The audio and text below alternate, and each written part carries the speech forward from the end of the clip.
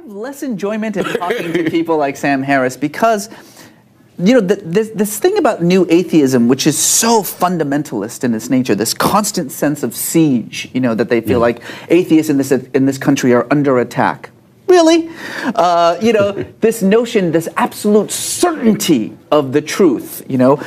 Sam Harris especially, I mean, I've never seen anyone read the Bible more literally than Sam Harris does. The most literalist in the world doesn't read the Bible more literally than Sam Harris does.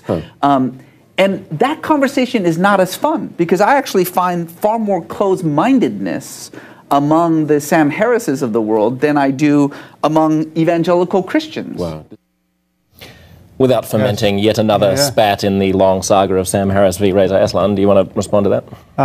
Well, almost none of that actually maps on to what I do or how I speak and what interests me. I mean, I'm not someone who talks about atheists being under attack, and this is not, you know, I famously among atheists, I said we shouldn't even use the word atheism. You know, if you Google the problem with atheism, you'll get a speech of mine where I say that just as we don't have to define ourselves as non-astrologers, we don't have to define ourselves as atheists.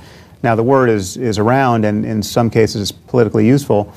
I would just point out against Reza's insouciance on that point that atheists are the most stigmatized minority in this country in the sense that it's the only variable around which you have more or less doomed any political career. If you ask people, will you vote for an African American, a homosexual, a Jew, any variable you can think of, a Muslim, in your own party who's well qualified, you will get a majority voting for that person, no matter how you tweak those dials, except if you say atheist. Then a well qualified atheist in your own political party will not get your vote more than half the time in this country. So it's a political problem to speak too honestly about the implausibility of religious doctrines, and until we have a change in public opinion on this question, until the taboo around criticizing bad religious ideas gets lifted, you know, we're not going to have politicians talking sense publicly on these topics, and our political process will continue to be hostage to people's religious convictions, which are not helpful. But the other thing I would say to what Reza said is that it's not that I'm reading the Bible literally. It's that, one, I'm noticing that a significant percentage of Christians do. This is, 45% of Christians in any poll you're going to run are literalists. They believe that the Bible is the perfect word of the Creator of the universe, and it has to be read literally, not metaphorically. And so let's just talk about those 45% and the consequences of believing these things. That's one conversation. Then you can talk about all the people who think it's still inspired by God, but realize that some passages have to be understood metaphorically. Okay, great. Talk about that and those consequences.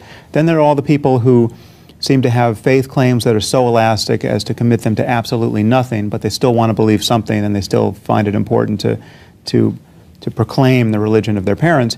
Okay, let's talk about the consequences of those beliefs. And one consequence of those beliefs, and it's a style of magician's patter that Reza's more or less made a career out of, is to give cover to all the other truly divisive and dangerous and unseemly certainties of fundamentalists. Because what Reza wants to do is to say it's never the problem is never really religion.